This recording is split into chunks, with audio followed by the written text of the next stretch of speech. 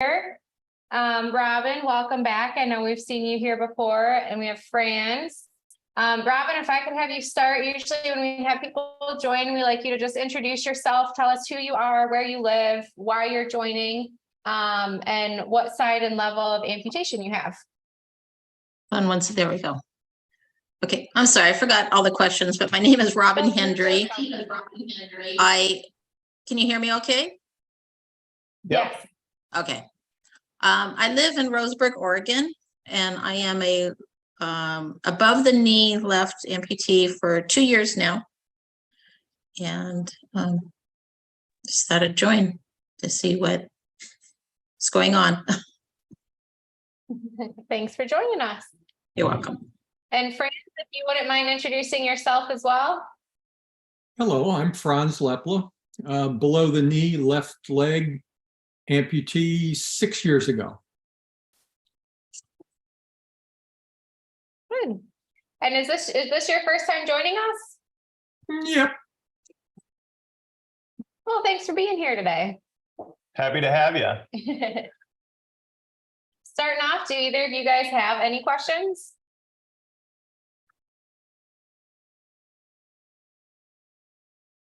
Well, I kind of do. I kind of came here to listen, but I'm still not walking. It's been 2 years, so I do have an issue. I'm just wondering, should I be able to stand on my prosthesis, just like one-legged stand? Because I can't do that. And the physical therapist says, you should be able to stand on the one leg. I can stand on my good leg. I just can't stand on the other leg. Is that unusual or typical? So what goes on that makes you feel like you can't put your weight through your prosthesis? Like, is it a pain thing? Is it a trust thing? What happens when you try to put your weight through the prosthesis? Well, if I'm standing in the bars, I'm holding on to both sides and I'm shifting all my weight onto the left side. I can't seem to let go of the right hand to put all my weight on. Now, it's not pain. It's not comfortable. It could be a trust thing, I suppose, because it's been 2 years and I've had a lot of issues I have a good prosthetist now, but the one before I thought was awful. I mean, my leg was 3 inches too tall. The leg was kind of broken. It wouldn't hold my weight. So there's that's been going on, but I don't feel like I'm scared now, but I just can't do it. Yeah. So those weight shifting exercises are great. That's one thing that even with people that have been amputees for a long time, we really focus on, and not necessarily letting go of the bars and saying, oh, I can put all my weight through the prosthesis and only the prosthesis.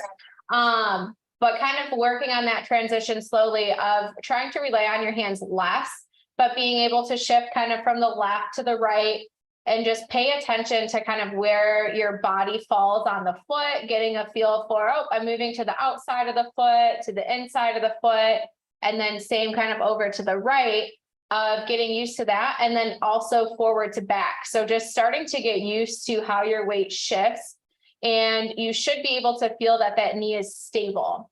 So the knee is not going to buckle or give out from underneath of you. As you're kind of shifting your weight, right? And so having, whether it's physical therapy or even your prosthetist in the office, I know we do this with a lot of people starting out of initially just going through and kind of guiding their weight over to make sure, oh, you can shift onto the prosthesis. We know the knee is stable. You start to slowly build the trust that I can put my weight here and it's going to hold me up.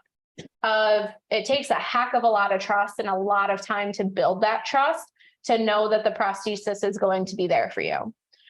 So we have some exercises too online and just like through the step up program that we start really slow of breaking that down, because it's really easy to develop some habits over time. You guys have anything to add to that? All I was going to say too is, I mean, it's something that you have to build up to. When you walk, you're obviously doing single leg weight bearing activity. So you transition from right to left. But like Abby said, what you want to do is start out with both hands on the bars and slowly progress from being able to stand with because you're the left above knee, you said, right? So, both hands on the bars and then work on that. So maybe it might only be 10 seconds the first time you try it, and then try to go for 20 seconds and then 30 seconds, work up like that before you take either of your hands off the bars.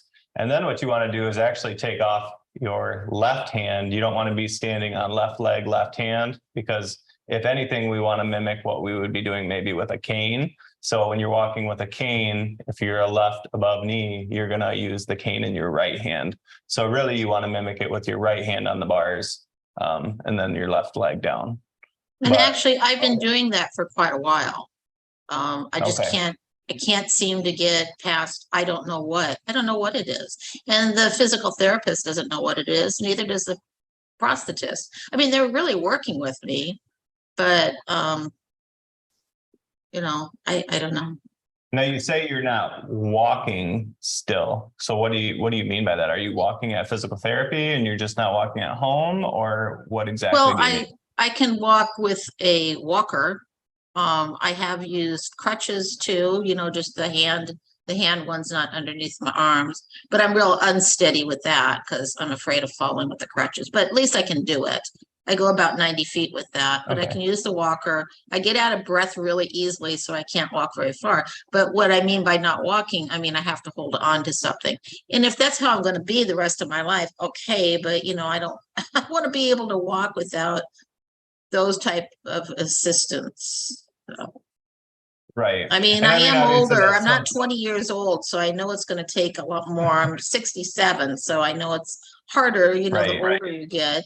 And now they've told me I have osteoporosis, so I think a lot of it might be in my mind because now I'm really afraid of falling. I was afraid of falling before. Now I'm really afraid because I'm alone. I live alone, and something were to happen, it's hard. So, Right. I mean, we obviously don't want to limit anything. It would be great if you could get away from any assistive devices, but we also don't want to diminish anything. I mean, you are walking with a walker, so that's Yeah. progress. yes. And so then we work towards the next thing. So like to us, I mean, from a walker, yeah, it's either crutches or a cane. And some people, it's a preference thing. Some people prefer crutches. Some people prefer a cane. It may just be a comfort thing for you specifically. I don't know. And then I'd say with that too, of the assistive devices, they're tools, right? So if you're using a walker, if you're using a cane, if you're using the forearm crutches, they're all things to help you feel safe and stable. That's always going to be number one of how do you feel most safe to get around. And then over time, you're doing the right things. You're going to physical therapy. You're working with your prosthetist. It sounds like your prosthetist is listening to you to make sure that the socket's comfortable, the alignment's stable. You have a great team supporting you, and you're putting in the work. And all of those things, it's conversations that all three of us have with our patients. It would be great if it was just, hey, I'm putting in the work. I've done it for a week, and look at me. I'm walking without a cane. I'm walking without anything. But with anything, it takes time for your body to get conditioned, to recenter, to say, nope, this is where I'm balanced, to trust the prosthesis, and to just build up that strength and that endurance. I know you had mentioned that it's exhausting because it takes your body so much more energy to be able to walk with a prosthesis, let alone with an assistive device.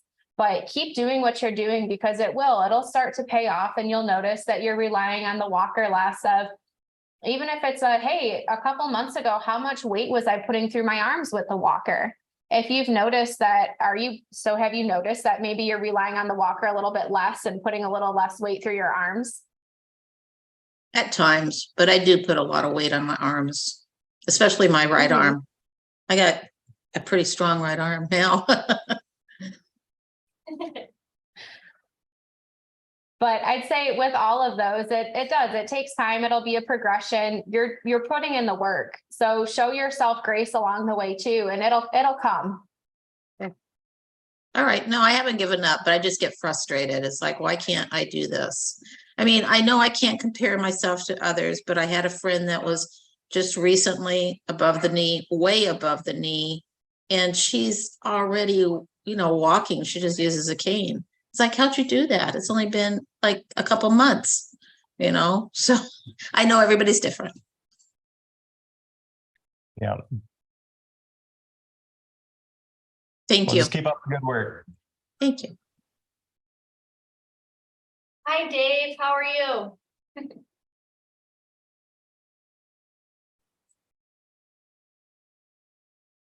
Yes, he's still connecting. Hey, Robin, have you ever tried having the knee locked into place so you'd be walking without worrying about the knee?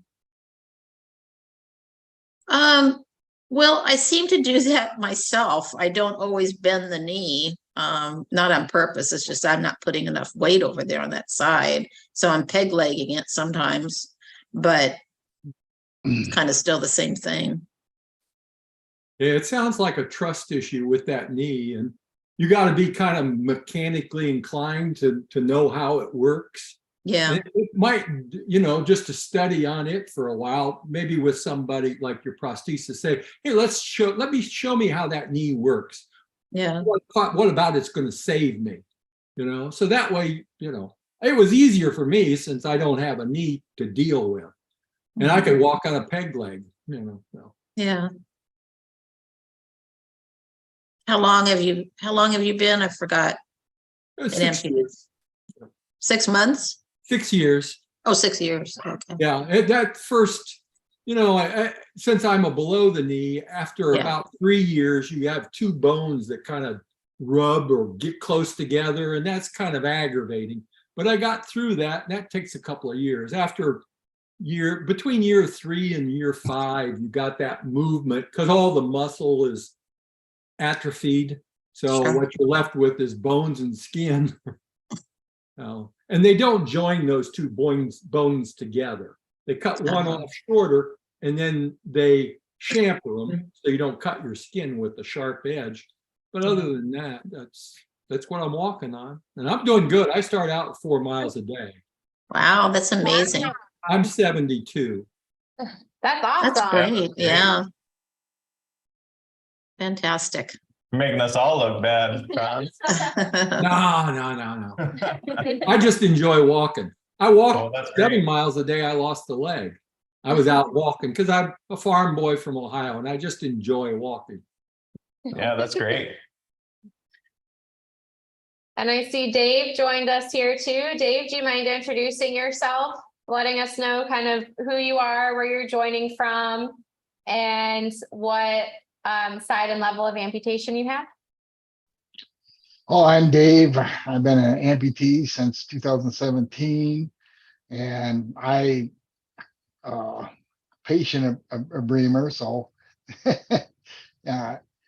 I below the knee amputee on the left side due to cancer. That's about it. So I'll just jump in, see what was going on here.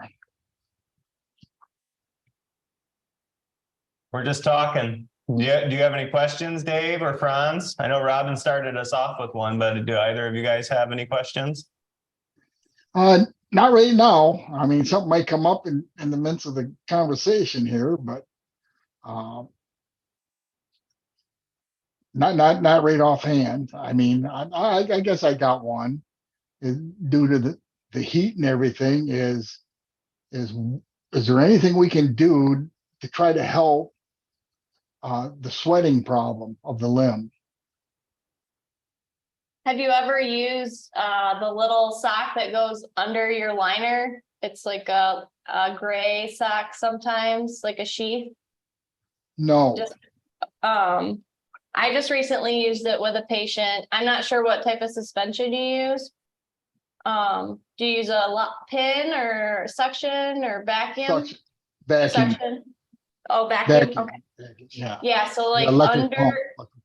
under your cushion liner, sometimes you can wear like a really thin sock and it just absorbs the sweat. I just used that with a Smart Temp liner for one of my patients, and that worked really well. He said he used to dump his liner out, and now he just washes the sock. It just absorbs everything. So Yeah, I do too, because I sweat. I don't know if everybody sweats as bad as I do, but I sweat really bad, especially when I'm out working in the yard or whatever. I mean, yeah, I understand that. I take my liner off. I can pour it right out of there. Actually, liner slides off by that time, you Yeah. know. If you want, Dave, you can ask Scott about it, but it's called the underliner is what it's Okay. the brand name of it is called the underliner, but it's just a real thin sheet that goes on under your liner, and it's moisture wicking material, kind of like a dry fit Under Armour shirt or something like that. And it's supposed to pull the moisture away so it gets away from your skin. The other thing you can try that we usually recommend for people is it's Certain Dry. It's an antiperspirant. And you can buy it at Meijer, CVS, Walmart, whatever. It's just in the deodorant section, but Yeah. you can apply it to your leg at night. So you don't want to put it on and then put a liner on, but at night when you're going to go to bed, you can rub it on your leg so that it absorbs into your skin. And it doesn't work immediately, but usually over like a week or 2 weeks, you'll start to notice that you don't quite sweat as much. Works for some people, doesn't work for everybody, but it's at least worth trying if you haven't. And you might be one of the lucky ones that it works good on. Okay. But otherwise, that sheath is called the underliner, and it works pretty good. I mean, we have used it on numerous people who say that it's super helpful because Okay. you know you can even just take your liner off and swap that out rather than having to dry out your liner and do all that other stuff. You can just swap out that sheath. Oh, okay. Yeah, that'd be good because that's see, I get pretty wet in there, you know. Yeah. So, Right. And then that perspiration, that sweat between your skin and the liner, you get a little bit more friction, things move around. And so I know it's a hassle to always take things off, dump everything out of the liner, dry off your limb and put everything back on. But over time of just that little bit of extra friction and rubbing can cause some blisters, some skin irritation and all of that. So it's a good idea of a habit to kind of get into when you start feeling like things moving around just a little bit too much. All right, I have to take a break for 5 minutes, take everything off, dry it off. And sometimes rubbing alcohol can help too, of just wicking that moisture away a little bit better. And kind of keeping everything nice and clean and dry and reducing the risk of bacteria kind of getting into things too. yeah, because see, that's a problem I have too. Because when I'm doing something too stubborn to stop, I just want to keep I on know. going. So, yeah. And I also notice What do sometimes you when do, I take John? it, what's that? You work 3 miles a day. Do you have issues with sweating in your prosthesis? Oh, you're muted. I stop and pour it out on my walk. I've got a route I take normally, so I got a place to sit down, and then I'll take the outside liner, a 1 or a 2, and I'll use it to wipe my leg off. Of course, it's going to go on the outside so that it's there, and I'm going to use it. And I tried antiperspirants and stuff, and they just didn't work for me. Mm-hmm. So I'll just stop maybe after a mile, take it off. The biggest problem is trying to keep my hands clean, you know, because you're on the inside of that liner, and then you can't set that liner down on anything because it just absorbs ink out of the newspaper or whatever you set it on. Mm-hmm. So you have to be real careful with that. And then I walk with a dog. So if I have to get down on the ground, she'll help me get up in the sense that she's there and I can use her back as a support. Mm-hmm. And there are times when I do a hiking also. And when I hike, I use 2 sticks, hiking sticks, instead of a cane. But that's just because I'm on uneven surfaces. You know, I won't be on the road when I'm hiking. So. Have you ever tried the sheath inside underneath the liner like we were just talking about? Yes, I did years ago, and they came with silver in them too, like an antibacterial silver mixed in with the material, which it was good. But then as my limb matured, of course, it got smaller, and then that particular sock wasn't of any use. But I just never asked for another one. So I've been getting by for years without it. But I do have a couple now. My suspension system is the pin system, which I prefer because I don't have to worry about it falling off. And I can kneel down without worrying about cutting the outside liner with my prosthetic leg, which then causes it to leak. Mm-hmm. Right. I'm very active. Do you do any other activities besides walking and hiking? Do you have a water lake yeah, that I you do. swim with? I do my yard work and all that stuff, and I have an in-ground pool, but I don't have a leg to take into the pool. And I had damaged one leg wading in water with it.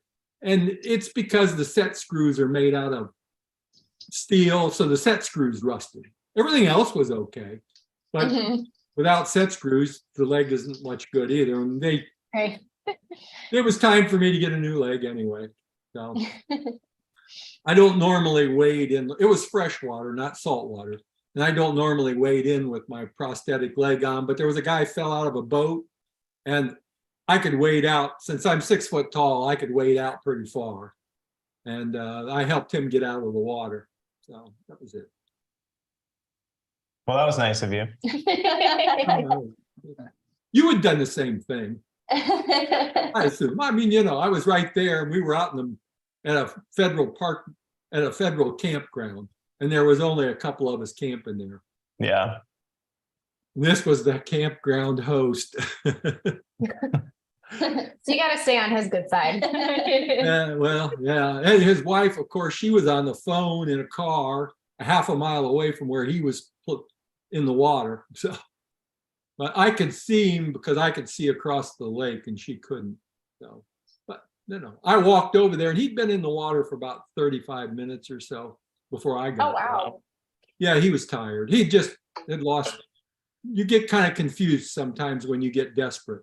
He was trying to get back in the boat, which was upside down, which didn't make sense. At least he Oh, didn't take his gosh. life jacket off. So Great. It's good. I travel pretty much everywhere in the United States.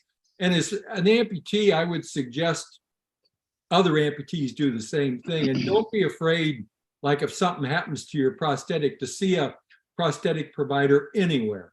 I've been into Columbus, Ohio, and I've been to, because I would start getting a blister or something. So I would go right to a prosthetic provider and they usually will call your provider at your locality and tell them what they're doing and that sort of thing. So everybody's on the same track. I've not had a problem with it. And when you're in a pinch, that's what we're all here to help and keep you mobile, that we don't want to see that deteriorate just because you're out of town having fun, to keep you up and moving. And I've been in the same situation where people have called to try and come into the office and they're a ways away from home.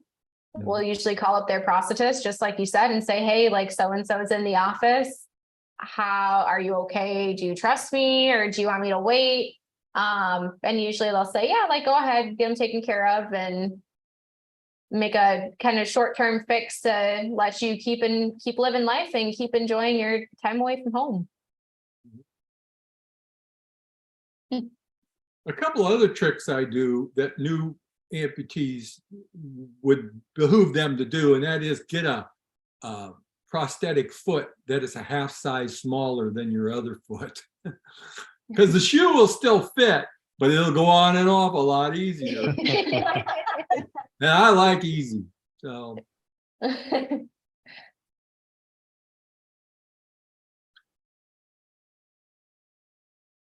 Thanks. We appreciate the tips. Do we have any questions messaged in or anything? We have a few more people who are about to be on, Okay. but I did have somebody ask. They said that they're having a phantom pain and it's really bad and wondering if there's anything about that. I think it's Louise asked. Okay. So there was a Louise that asked about phantom limb pain and she has it pretty bad. Do any of you three experience phantom limb? We like to call it sensation because it's not always pain, but yeah. Yeah, I do. And it just like comes on. And my experience is I notice more when I'm relaxing, when I'm doing stuff, I don't seem to have it. It seems like, especially when I overdid it during the day and I kick back in the evening and I relax, sometimes it comes on a little bit. But I don't know.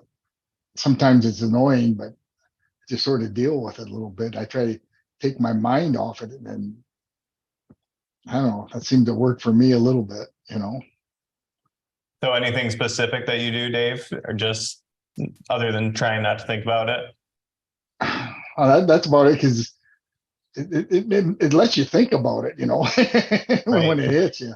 I mean, you know, because to me, mine is like a quick jolt, like taking a little electric shot and, you know, hitting your. I usually feel like where my toes are supposed to be, and it makes you jump, you know, a little bit. But I just sort of shake my leg, and I try to get my mind off. It's the only thing I can do, you know. I don't know if there's anything you can do about it, but that's about it. Like I said, I notice mine mainly is when I'm kicking back and relaxing. After I've done a lot of stuff that day, that's when it sure gets me a lot, you know. So I try to find something, keep my mind occupied, to take it off it, take my mind off my leg. That's about all I do. I don't know what else. If there's something else, hey, speak up, somebody, you know. So I'll be happy to hear. Compressed on. What's that, Franz? I use a cold compress. I'll put something cold on my leg, and that slows the blood flow down, and then I usually have less problems with it. Because when you're trying to go to sleep, that's when it starts getting that jerky kind of thing going on. It's not really pain as much as it is a nuisance. So. Yeah. Yeah, there can be both. I mean, you can have it can be either phantom pain or like phantom sensation. So it might feel like somebody's tickling your toes, or it could be really painful. I mean, there's two. I mean, those are good suggestions. If you are really having pain, I mean, you can talk to your doctor about getting a prescription, for there are nerve medications that sometimes help. I don't want to say they always help, because people take them and then they say it doesn't help. One other thing I know of that some people have found to be effective, it's called mirror therapy. And so what you do is you take a long mirror and you lay it so that it reflects your sound side onto the mirror of your amputated side, and you sort of trick your brain into imagining that the foot or leg is still there. And if you do that over a period of time, it sometimes will, I don't want to say eliminate, but it might reduce the intensity of it. Intensity, yeah. And the other thing, so I have a lot of people that the change between seasons, so kind of coming in for us being more in the Midwest, the fluctuations just in like atmospheric pressure, going from like the cold winter to the summer, and then vice versa, heading from fall into winter. Those fluctuations can cause a lot of phantom sensations for people. And wearing your shrinker at night can help with some of that, of just having that constant compression on the limb. Of just, okay, like this calms it down a little bit. There's something there to just give a little bit of a different sensation. And I know Louise that had asked the question, I'm not sure how far out they are from their amputation. But one of the things kind of early on is just working on massaging your limb, kind of helping with desensitizing, getting used to where all of those nerves connect now, because they're so used to having this job to do of, I know where the toes are, I know where the foot is, I know this. And so when those pathways are now interrupted, that massaging kind of helps to desensitize everything and be like, okay, I know that it feels like I'm feeling this, but my foot's not there. This nerve is now kind of going to this area. And you've had years and years and years where your nerves are like, they've had one job to do and that's their pathway, and they're really good at doing it. And so when that's now disrupted through the amputation and just how everything reattaches, that can really help of just kind of getting your brain to refocus on where the sensations are actually occurring. And I saw we had another person join us here. Welcome, Marianne. Hi, I'm from Winston-Salem, North Carolina, and I had below knee amputation, right below knee amputation, 18 months ago. And I think I'm doing well. the only thing is I still get a little nervous about driving, but I walk. Last month I did 80 miles walking in my neighborhood. And Wow. Wow, that's That's awesome. awesome. and so far today's the 19th and I'm at almost 68 miles for the month of Wow. July. So the goal is anywhere between over 100, I'll be happy, but I walk every day. But That's I, That's awesome. great. yeah, it really is something I enjoy. Now I fall. I last week I had a problem with a dog that I thought that was had a leash and it didn't, and it was it was a dog that doesn't have a good reputation. You know what I mean? They call this dog a bad dog, So all I could do was stand there, and it kept on trying to get around to me, and I would rotate my feet slowly and also say, Lord, please don't let me fall. Please don't let me fall. And I didn't fall. And the guy got the dog back in the house, but he also had the deputy come and have to give him some education on the fact that you can't not let the dog out without a leash. So, but yeah, the driving thing is, I don't want to go with the hand signals really. But I do go out and I'll sit in the car, and I've drove to church. I've drove to Target, but I got apprehensive one time and went up on a curb because my foot kind of got stuck underneath the brake. And I mean, if anybody's got any good things to do to feel more comfortable about driving, that would be great, because I don't like to get out there and get apprehensive and when I'm driving, especially when there's a lot of traffic. Now I have drove to the processist, and I had no problem. But then I had the incident where I went up on the curb, and then the fear just kind of came over me. Are you a right or left leg? Right. I mean, usually what we suggest is, at least I always suggest, that you should take a driver's test with your prosthesis. In my eyes, it's just a way of taking off any chance that somebody could sue you saying that she shouldn't be driving with a prosthesis. If you've taken a driver's test with it, they've certified that you're capable of driving with it, and it just kind of eliminates any worry if anything were to happen. Alongside that, I mean, I know that instead of going to the hand controls, I believe you can get the brake and gas pedal switch, so that it could be left foot driving. So that would be an option too. And then I guess anybody else that wants to chime in, Franz or Dave or anybody too, on how you drive or any tips. My tip is don't take the test. You're capable. You did it already. Taking the test can only cause problems. Thank you. There's plenty of people, there are plenty of people driving around with one eye, with one ear, hard of hearing, Coke bottle glasses.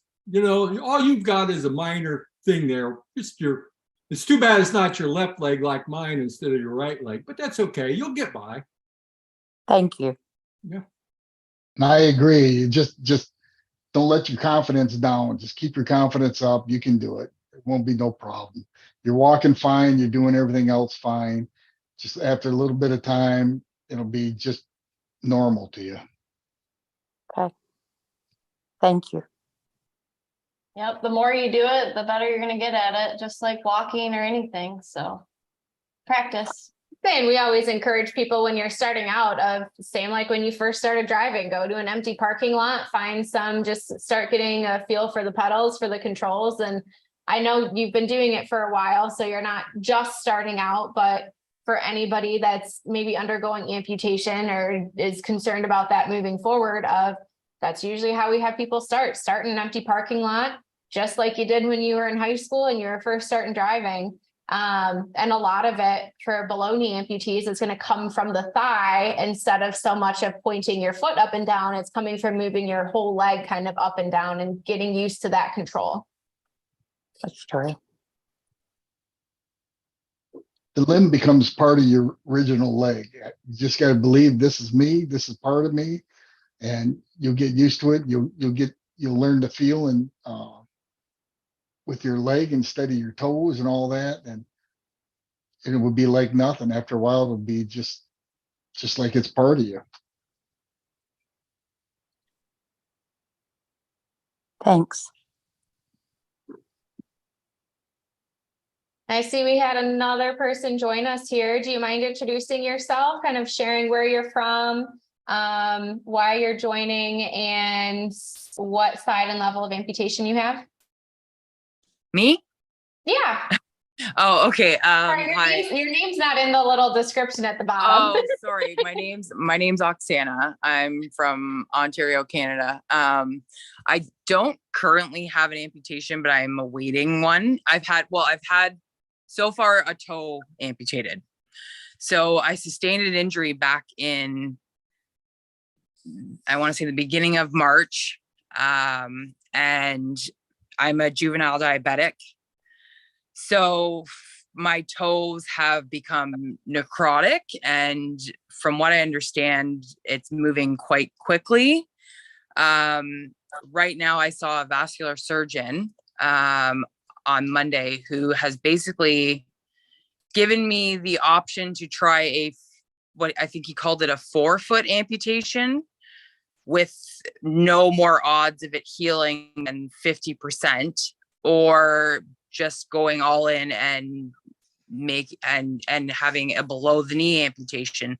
So my question is, because I feel like this is an impossible decision, what am I looking at prosthetic wise, or like long-term mobility? What would be better for me in the future going forward at this point? Like if what does a 4-foot amputation involve as opposed to a below the knee amputation? I don't know what would be better for me going forward in the future for mobility.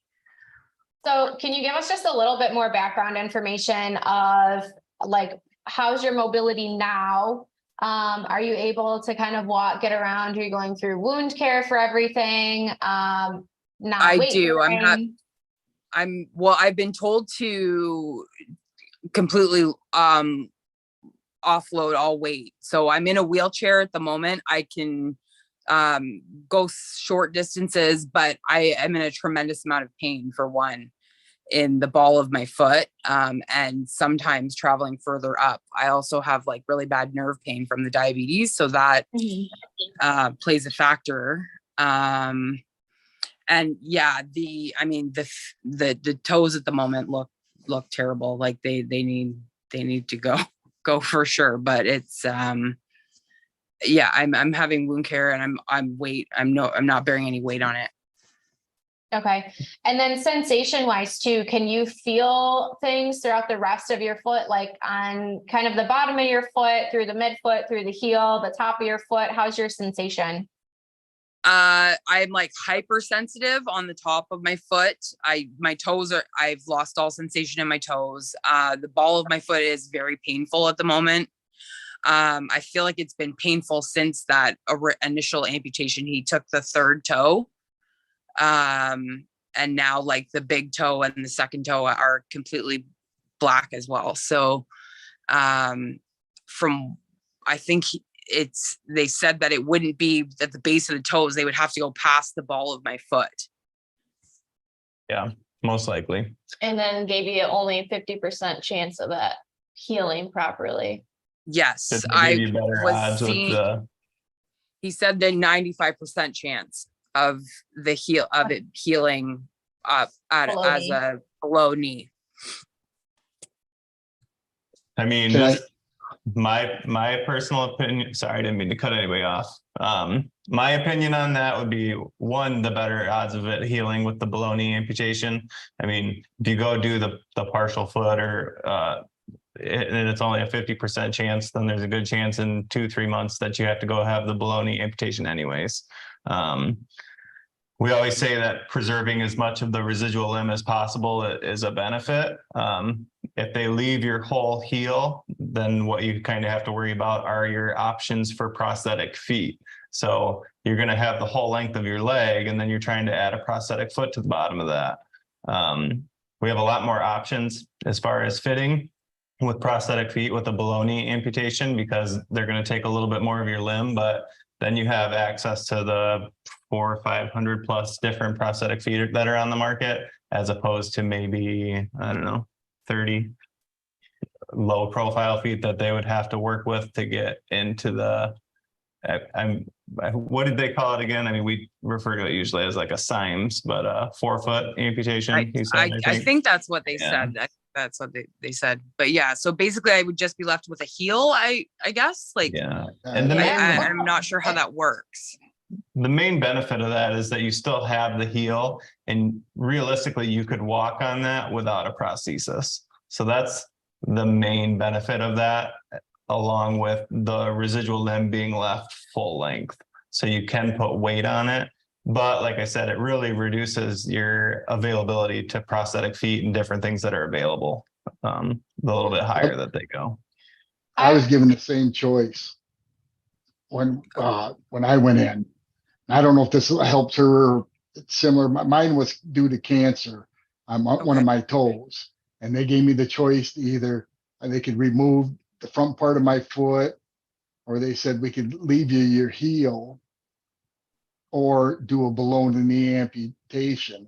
They recommend the below the knee amputation. And before I went, and this is coming from University of Michigan, U of M. So Okay. this is what they told me, and maybe this will help you in your decision or not. But they sent me down to their. I already was set up with Scott at Bremer there, but they sent me down to talk to their prosthetic person down there just to help me make my choice. And he pretty much said, well, the front toe and the heel takes longer to the heel. Mhm. He said, and as far as shoe wearing, it's going to be tough with just the front toe or the heels, what they told me. He recommended that, he pretty much was telling me the below the knee was the best route to go, is what he told me. And these guys can, maybe have a better answer on this, but he told me that with the below the knee and with the new feet and stuff they have with it, I'd be able to walk much better than I would with just the heel or the front toe. But I had the same choice to make as you, and I went with below the knee, and I think it was, for me, it was a great choice. My dad actually had his heel left, but this is way back in World War II now. So, and he always, he didn't have no issue walking and anything, but he had this big foot put on. But anyhow, but what they were telling me is, with the below the knee and with the new limbs and feet and stuff, that I'd be able to walk much better and get around much better. I would if I just left the heel. And as far as wearing a shoe, they said it'd be pretty hard, with the other amputations to wear a shoe on that side, find a shoe to wear on that side. Right. The people from Bremer, what do you guys think of that? So I would say Michelle, one of my patients, shared a lot of her story. She was kind of in a similar situation. She had diabetes. She ended up getting Charcot foot and kind of a lot of breakdown at the midfoot level. And kind of went through like limb salvage for a period of time. And so that one we shared online, and her story is available too, just because I think she hits a lot of kind of similar points that you might be able to relate to. It's a very personal decision. But one of the things to consider is with that 50% chance of, if things aren't healing and you have reduced mobility and you're continuing to go to wound care and offloading and dealing with that, that's time where your mobility still isn't being optimized, of being Right. able to get back and work on your strength and be mobile and recover and keep moving forward. You're kind of stuck in this spot where it's okay, like it's almost healed and you're making progress and things are going well. Obviously, we always want to assume the best, but kind of looking at that other part of it of, okay, even if it heals 80% of the way, but it takes a little bit to get that last 20%, it's still time where you're not as mobile as you are and your muscles are atrophying. And then it takes more time to build back that strength and that endurance to get your mobility back to where you want it to be. So Right. it's just another piece to consider of what that healing process looks like for both of them too.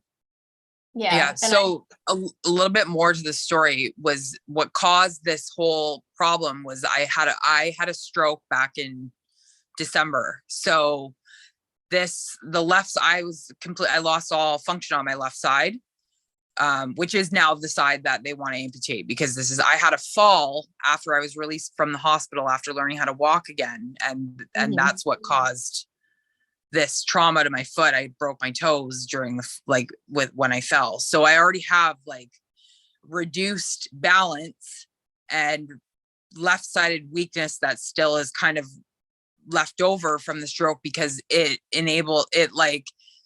wasn't able to do the full physio after having this fall.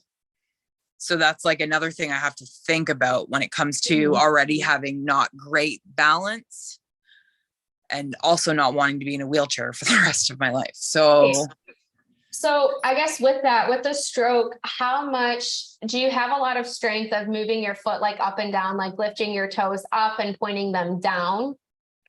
I can move them now. I couldn't when it first happened. I can now. Okay. But and then go sorry. ahead. No, I was just saying like now, but with like I can move at the ankle. I don't think my toes, like I'm looking right now, I don't think my toes are doing much moving. And then at the knee, your knee's still pretty strong. Yes. That's good. Yeah. Yeah, and just to add to what they said before, it just like depending on what your doctor says, but sometimes with like a foot amputation, they might have you not weight bear for 6 months. And in that 6 months, if you had a below knee amputation, you could be up and walking unassisted, just depending on where you're at. But it's just something to also think about, just the reality of whatever the healing processes that they're going to have you go through. So Right. He did mention to me that, I mean, it's not either whatever decision I make is going to be a very slow go, but that if it was below the knee, I would be looking at 6 months before I get a prosthetic. He did say that to me. And I was like, well, it seems like a really long time, but. And it depends. I've had diabetic patients that heal faster than that, but like it is case to case. So you would hope that it would be faster than that. It's just hard to say. Right. But like, I mean, full, like the outlook wise, it would be better if I were to just get it over with and kind of go below. Ultimately, it's your decision and we can't really advise No, you I what to do, understand but that. I think probably in our opinions, we think you'd probably be better off going the below knee route. But I mean, ultimately, it's your choice. You know, Right. you got And I'm like looking Dave, for advice, which I appreciate. Right. So yeah. I'm mean, also a especially- diabetic, a type 1, like you. I was 10 years old when I got diabetes. And I was very healthy until my early 60s, I guess. When they did, my toe was turning black also, but I had such tremendous pain in my whole leg. I couldn't stand it. It's like, I don't want to live this way. But they gave me the option of the below the knee or above the knee. And I don't feel like I made the right decision in the first place, because I think I should have tried the below the knee. But I was in so much pain. It's like, I don't want to go through it again. I don't want to have to go through another amputation. So that's why I went, above the knee. But I was a lot worse than you. But it's, it's an individual decision, what you feel like you want to do. Yeah. Well, that's what my concern is too, is having to go through it twice. Yeah. And I think what the doctor said to me, he made this, I was ready to do it. I was like, please just cut it off. Like, let's just do it. And then he made a comment about basically, well, I think most people would probably try to heal at the foot. And I was like, oh, well, that kind of made me go, well, maybe I'm going to make the wrong decision here. Maybe I should try this. But I don't know. I just don't see that only having a heel being good for my balance or good for my mobility moving forward in the future at my age. And you would still have, so even with a partial foot amputation, there would still be something in the shoe to give you support. We always put like a carbon fiber foot plate underneath a custom partial foot prosthesis. So there's something to kind of fill out the shoe, something to kind of extend so that you still have that balance to roll over the foot, that it's not just, that's it, the shoe crushes out and bends, that there is something there. So there's options. I would advise of just having the, I guess, realistic conversation with your physicians, your doctors that know your case a little bit better of realistically, what does the healing process look like in both of these options? One of the things, I know you had mentioned you saw a vascular physician as well. Yes. Who's going to be apparently doing the amputation. It won't be an orthopedic. It's like the vascular surgeon that does it. That's who did mine also. It was a vascular surgeon. And Okay. that's typically the case. And so with them kind of understanding more of blood flow to help with healing and making sure of like, okay, what does that look like? Do you have good blood flow to the middle of your foot? That they're going to understand physiologically with your history of how is your body going to respond to this? And kind of what does that maybe timeline look like a little bit of, okay, if I do this, yes, will it heal? But what's the likeliness of developing wounds? And it's going to be hard questions for anybody to answer, right? Because we can't necessarily predict the future, but with their experience and what they've done, most of the surgeons that do this see this all the time. And it's something that they become very familiar with of what are the potential challenges that could come up down the road with this. And just trying to get some more information from them too, of knowing your particular health history, and your vasculature and your body and everything that you are going to go through of what's the best approach for you, and kind of taking into that healing process into consideration as well. Okay. Well, thank you very much for your insight to all of this. Yeah, good luck. Yeah. And if you have questions through everything too, I mean, send a message to the group too and touch base. I mean, we're always happy to connect you with somebody too, just as questions come up of even other amputees of, I know we do a lot of peer-to-peer consults, just because there's a lot of people that have been through the same situation and understand where you're at. And it's just nice to have somebody to talk to. Yeah, I appreciate that. Thank you. Yeah, I mean, even out of our group of 6 here, you got Dave who went through almost, I don't want to say the exact situation, but a very similar situation. So, yeah, I mean, no, and that helps. And that's kind of what I was looking for, is like somebody to kind of say, well, I've kind of been in your shoes and now I'm wearing these ones, right? Like, Yeah, it is. And no matter what decision you make, just be positive about it. That's be positive that you can do it. It's going to be okay. Yeah. So don't worry about it. I mean, it's your decision. I don't want to tell you which way to go. No, of course not. Because this is your decision. I mean, but just no matter what you do, be positive. Don't let it get you down. And it's and like after the amputation, there's a healing process. But after a while, it's just that limb will become part of you. And you just it'll be fine. It'll be fine. Okay. Thank you. I appreciate that.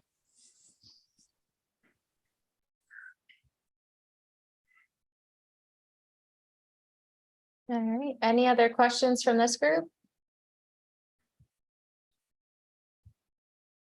No more questions, but some observations, and that is what bothered me with my amputation was the worry about infection.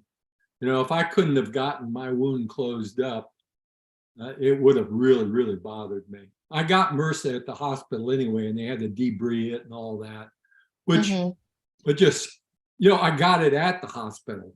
I mean, you know, I had a perfectly good limb before I went there, you know, Right. but then that's the way it is. So that would scare me more than anything, is getting an infection. I want my leg to heal. That's the most, I want, you know, that to do. And that's, if you're above the amputee, they've got different feet for, you know, like Robin, your foot will be different than mine because you're an above the knee amputee.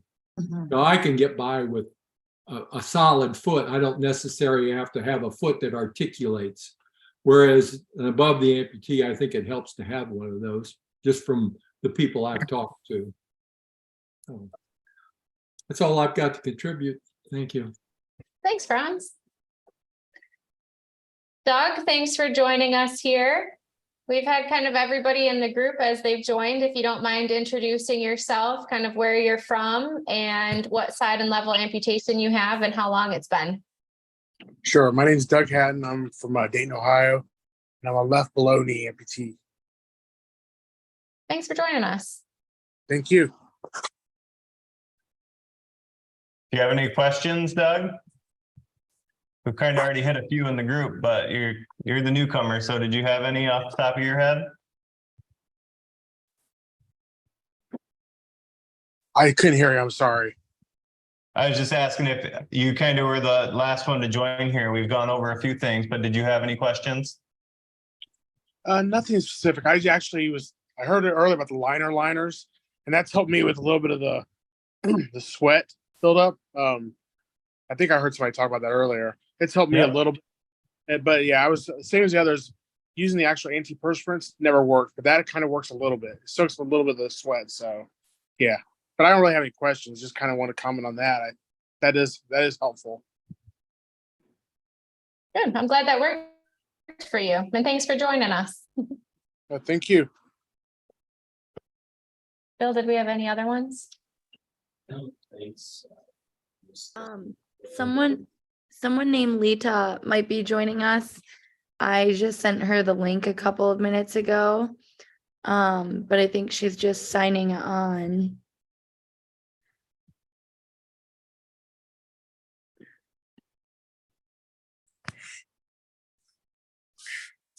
In the meantime, does anyone have any goals or things they're looking forward to this summer?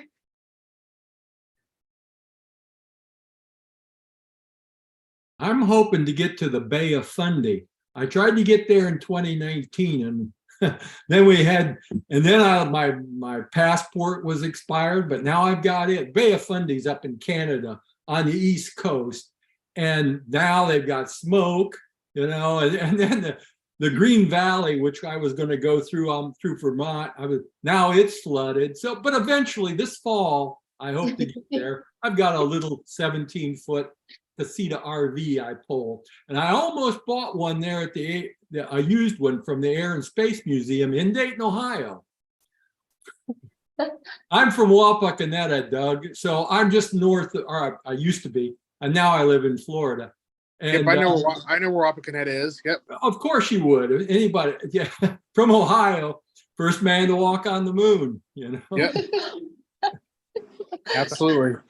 And I work for the Air Force, so I get to go to the museum all the time. So, yep. I had a brother-in-law who volunteered there for a while as one of those guests that walk around with people. Yeah. Yep. Yeah, I've been there. I've grown up here, so I've been there 1,000 times when I was a kid. Now as an employee of the Air Force, I get to go there every so often just to kind of look around and stuff. So it's pretty cool. Yeah, very, very cool. Yeah. Yep. Franz, did you mention what was the result of you needing an amputation? Because it sounds like you were very active too beforehand. Yeah, it was blood clots. Okay. They were evidently, I had an enlarged place behind my kneecap that I didn't know about. I was running 5Ks and I was walking 7-8 miles, And evidently it collected some old blood clots. And then when they flushed out down into my foot, they couldn't get rid of them. And they tried all the remedies medical wise to dissolve the clots. And my foot then had blood flow to it, but the foot wouldn't take a drink. They called that compartmental syndrome, which is just the way it is. And that was 6 years ago. What scared the hell out of me is, what scared me was I looked up, I'm 65 years old or so, and so I Google what happens, and they said life expectancy 5 years. I haven't looked back. I figured if you only got 5 years, you may as well do the best. So I went and bought a new RV, took my other one to California and left it out there, and picked up a new one in Texas on the way back. But now I've outlived that. Now I'm at 6 years, so I foresee that I'm going to continue to go on. But it's just one of those things. I'm happy with the life I've got. I've got to see a new grandchild born in Wapakoneta, Ohio this year. So Congratulations. Everything's going good. I'm so happy for you. That 5-year mortality rate that they say for amputees, we'd really like to do new research on, because in our case, at least with our patients, that is not the case. People live much longer and happier than 5 years. And so that's something that I know, Abby, you've specifically thought about getting down to the details of what's going on with that, because that would be horrible to read and find out about if you knew you needed an amputation. I tried to buy life insurance. That's what started it. Suddenly I felt vulnerable. And then when I looked it up, they said, "Nah, we ain't going to insure you." So I have a question for the other amputees online. As far as exercise, how do you guys get exercise? I'm actually going to go back to the gym here soon for the first time. My amputation was in December of 21, but I now feel kind of a little more confident that I can actually get back in the gym and actually work out. What do you guys do for exercise? I'm 4 miles every morning. I just walk, and then I do garden work. I'm up on a ladder. I'm busy. So the ladder scares me. Yep. Chainsaw scared me more. I got rid of my chainsaw. I could see that. But I Doug, got rid of my chainsaw and my firearms. I'm at 72. I don't need a weapon around. So Doug, we had actually put together a strength training program specifically for amputees with a lot of just kind of modifications to different exercises that's shared on our website. So it was a strength training program that we've used to progress into our 5K. So it's more lower body focused. But there's videos of all of the exercises. There's a plan written up. There's demonstrations of everything to kind of go through and start there, of really focusing on building that strength, balance, core, focusing on glutes, control of the prosthesis, of things that are going to continue to help you basically optimize your mobility and your balance on your prosthesis. So that's a great place to start too, because I know nobody likes to go to the gym and be like, what the heck do I do now? Right. Yeah, so just give a little bit more guidance too. That's great. Yeah, I'll go check it out. So it's on your guys' website, the actual written. Yeah, I just added 3 different links because we have 3 different areas on our website for workout videos.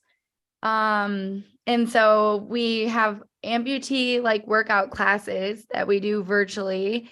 Those will resume in September or October. So I linked videos to those. Those are half conversations and then half working out. And then I linked all of the exercise videos we have that's strength training, weightlifting. And then I also just linked our Step Up to 5K program that Abby was just talking about. That'll help you or anyone really begin moving again to train for a 5K, because you guys should come out because you live in Ohio, which isn't too far. In Frankenmuth, Michigan, we're hosting a 5K on August 19th, and it's for amputees. So if you guys want to come out and and get to walk and hang out with everyone. Dave, are you doing the 5K? No, Dave ain't doing the 5K. I'm sorry. No, but I'll be there. I'll be there watching everybody else. So I say it's At a least fun they- run. So even showing up to us, showing up that's your accomplishment. You made your goal. That's the hardest part. And even just to root on everybody else, if you walk a lap, if you walk half a lap, if you cheer everybody else on, it's a cool event. And we're excited to have people there. Sounds fun. It takes me an hour and a half to walk 4 miles. But I like to talk to my neighbors. I can see where that 5K I would be talking to a lot of people.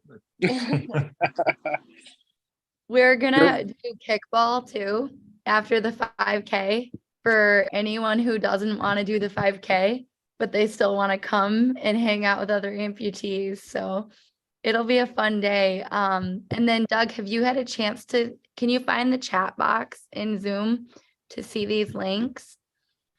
Let me look see if I can. I'm on my phone right now, so it's a little less user friendly than if I was on. Oh yeah. computer.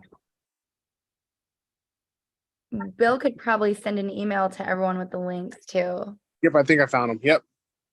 Yay. Perfect. Great. Y'all. Any final questions, comments, words of encouragement? No, this is great though. Yeah, thanks for joining us, everybody. Yeah. Invite people for next month's. Good luck. Okay. All right. Well, we would love if everybody came back next month to join us on August 9th. We'll have a whole panel and we're always happy to just kind of keep the conversation going and answer all the questions that you guys might have. Cool. Thank you for joining us. Thank you. All right. Bye, everybody. Thanks, y'all. Have a good night. see ya. Bye, Bye-bye. Oxy.